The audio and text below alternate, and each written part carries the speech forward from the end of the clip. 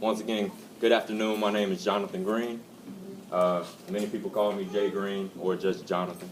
So feel free as you see fit. Now, I do things a little differently. I'm not just going to stand up here and talk to you. We're going to have a discussion, a little dialogue, and I want your feedback. If you think it's plausible what I'm going to say, I want to hear that. If you support it, if you don't support it, I want to hear that, because feedback is how we learn. Amen. So with that being said, let's begin. So I am a revolutionary. Fred Hampton once said, we have to tell ourselves this every day. So let's tell ourselves that right now. I am a revolutionary. Say it one more time. I am a revolutionary. And one more time. I am a revolutionary. So I know we have people of faith in this room.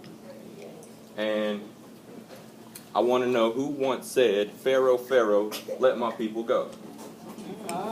Who said that? Moses. So in a modern day context, let's think of the system or the establishment as Pharaoh, and the establishments of oppression as being Pharaoh. And think of the oppressed of today in the same fashion as Moses and his people. So if I were to say two words, I want to know what your thoughts on these two words are. Black sovereignty. Black sovereignty. So would anyone, by show of hand, ask the question, well, what do you mean by black sovereignty? What do you mean by black sovereignty? Okay. Or how can black sovereignty be achieved? Would that be a question? Okay. Okay. Well, I'm glad you asked those questions. It means independence. Because independence is a human right for a sovereign person. So to answer the question of how, we must look at the totality of history. And with the totality of history, much we already know. But we're going to put it into a context for a legal theory and methodology to achieve black sovereignty. So laying the foundation, let's get some common understandings just so we're all on the same page. Can we say our overall goal is to end racial injustice within this country and hopefully the world? Yes. Okay. So can we agree that the ancestral lineage of our enslaved ancestors traces back to Africa? Yes. Yes. Okay. And can we agree that those African ancestors whom were enslaved were indigenous to Africa? Okay. So that our understanding is clear. There were indigenous Africans who were enslaved and brought to this country. So having been enslaved, the indigenous Africans brought to this country were brought here under duress.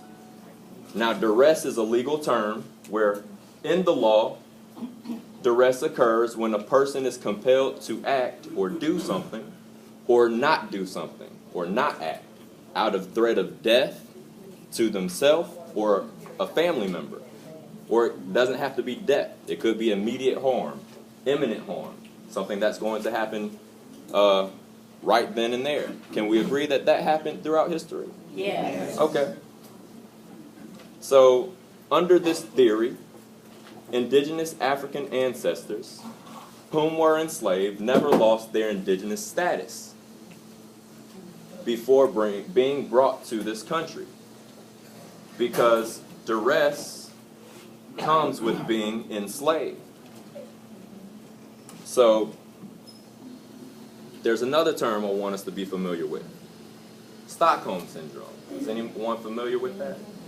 Stockholm Syndrome. So Stockholm Syndrome, I like to compare it to Willie Lynch mentality. Are we a little more familiar with Willie Lynchism? Yeah. Okay.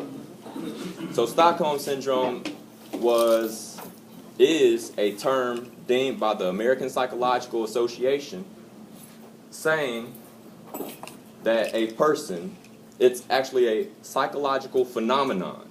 It's not a mental illness. It's not a mental health issue.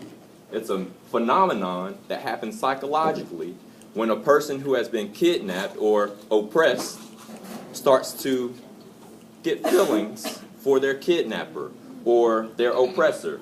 They say they start to empathize or sympathize with that oppressor or that kidnapper. So we also know that it's been proven that Stockholm Syndrome can be passed down generationally to a person's children. So, to paraphrase Fred Hampton, ending white supremacy does not mean ending white power. It means creating racial equality by creating black power, brown power, yellow power, all other power needed to be created, to establish thriving economic situations in every ethnic and racial community, in addition to the already established white power, which we know is well established.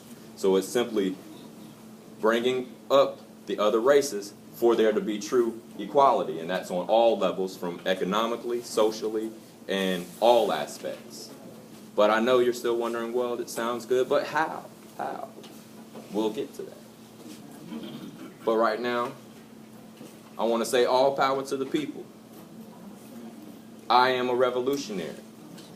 All power to the people. All power to the people.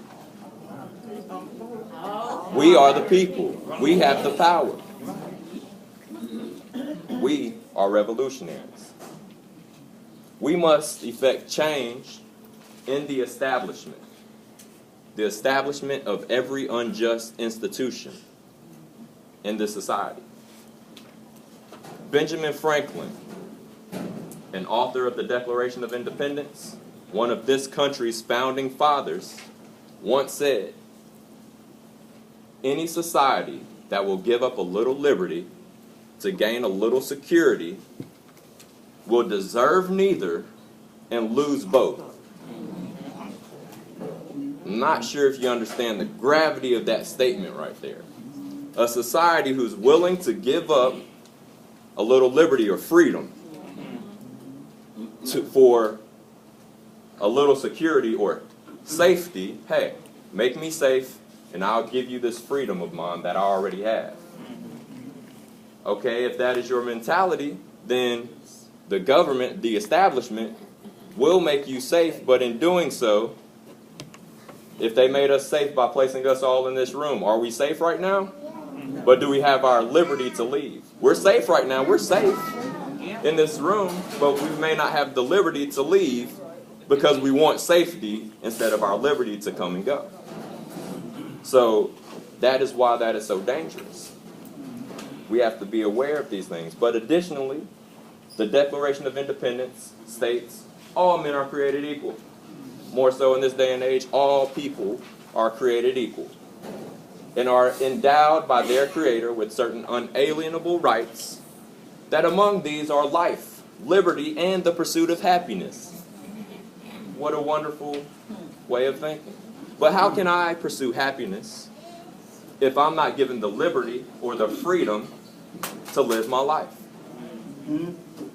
When genocide has occurred during slavery, through the various lynchings, beatings, and murder of our people, when genocide has occurred during Jim Crow and segregation, as evidenced through William L. Patterson, attorney, his We Charge Genocide that he gave to W.E.B. Du Bois to deliver at the United Nations, but all 4 copies were intercepted by the government, so he could not give that to the United Nations for our liberation. But we still have genocide now, evidenced by the numerous police killings of unarmed black people throughout this country, the mistreatment of black people throughout this country, the 13th Amendment exception. Slavery is abolished except as punishment for crime. And in this day and age, we have a problem with mass incarceration. We are the ones who are being incarcerated for instance, drug crimes. And what is a modern trend nowadays? Let's legalize marijuana. But what about the umpteen brothers and sisters who are incarcerated to this day behind unjust laws that are targeted towards our communities, which goes back to that psychology. It goes back to that psychology. The way it goes back to that psychology, well, that 13th Amendment exception. Things that we do in our culture, we still use corporal punishment, as the law says, with our children. Spare the rod, spoil the child. But according to the law, if you leave a mark on your child, you can go to jail. Or I should say prison, because there is a difference. So that's that exception. So the things that are in our culture, they've outlawed. But we haven't caught up with the time. They just said, hey, you're free. But we're not going to tell you how all the things that are in your culture that we're going to outlaw so you can go back to being a slave to this system. We're just going to write a law that gives an exception that if we make a law that you still do, but we're not going to tell you how to stop doing it, we can just put you back in this same slave system. The evolution of laws has changed. So the methodology. How can we obtain black sovereignty? It will sound simple. Grant persons of African descent who can trace their ancestry into slavery using U.S. Census records. To give an individual sovereign status as a multi-status citizen. What this will do is allow you to maintain U.S. citizenship, so the establishment cannot take away the rights we have already been afforded. But it will also do one other thing. It will establish a type of citizenship where you become a sovereign person. And the way you obtain the sovereignty is that lineage trace that you can predate 1865 during the 13th Amendment. Remember, we didn't lose our indigenous status. Our ancestors were brought here under duress. So any crimes or anything that I have done while under duress, I'm not responsible for. The person who has subjected me to being under duress is responsible for. So it is them who must correct this action, grant this status, and what this status will do, furthermore, is create an environment where we need sovereign land, because the individual status will be created through this legal evidence, this legal foundation. Article 1 of the Constitution, Section 2, Clause 3 was the Three-Fifths Compromise. The Three-Fifths Compromise was an agreement between Union states and Southern states to say, hey, we will count the population of African descendants who were enslaved as 3/5 the population, which, if you know math, means you're counting the person as 3/5 a person. I like to say that's my mind and my heart, because they're going to try to take both of them. But moving on from that, all power to the people. We got to keep moving forward. So with the Three-Fifths Compromise showing the injustice of white supremacy in this country's founding document, all of our laws in this country are based on that document. It's like a house. You have the foundation, every other law built upon it. So right there we see the inferiority and superiority that they're trying to psychologically wage war on us. So the Dred Scott case of 1857 stated that persons of African descent were not citizens. And this shows that our indigenous status remained intact. Our indigenous status remained intact because they said, you're not a U.S. citizen. Well, I'm a citizen of somewhere. We are citizens of somewhere. We don't know exactly where because we were stolen from our homeland.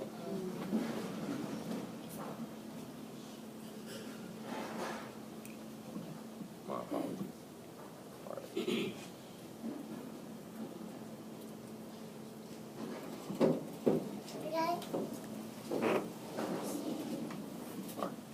Now, with the indigenous status remaining intact, due to having suffered under duress and being victims of Stockholm Syndrome, our indigenous status has not been lost because we were forced to assimilate or integrate after emancipation. And if a person can make that trace into slavery, then this status should be granted. And with this status being granted, that would open up an abundance of people who have a culture of their own, of our own. And I'm not sure if any of you are familiar with how federal district courts are set up, but in each state, they have so many counties make up a district. So for instance, we're in the northern district of the federal district court in Florida. But Florida has 3 districts: the northern district, middle district, and southern district. Like Louisiana has the eastern, middle, and western districts. So in that same regard, having the U.S. allocate U.S. land in that same fashion for persons granted this status. The status would then be able to effectuate a creation of a new Black Wall Street. A new Black Wall Street similar to Native American reservations, where we would be able to control our own government. For instance, I used to work for the Department of Children and Families. And if we got a case involving Native Americans and that person was registered with the tribe, we call that tribe, tell them we have a case, and they decide if they want the case or not. If it was serious enough, that person faced jail time. Oftentimes, the tribe will take the case, because guess what they get to do? They get to handle the matter themselves.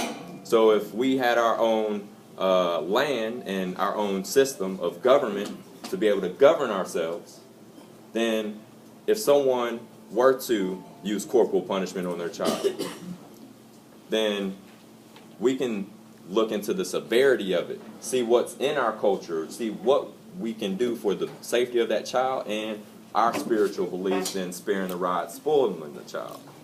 We would be able to resolve those issues instead of having someone who does not look like us do that.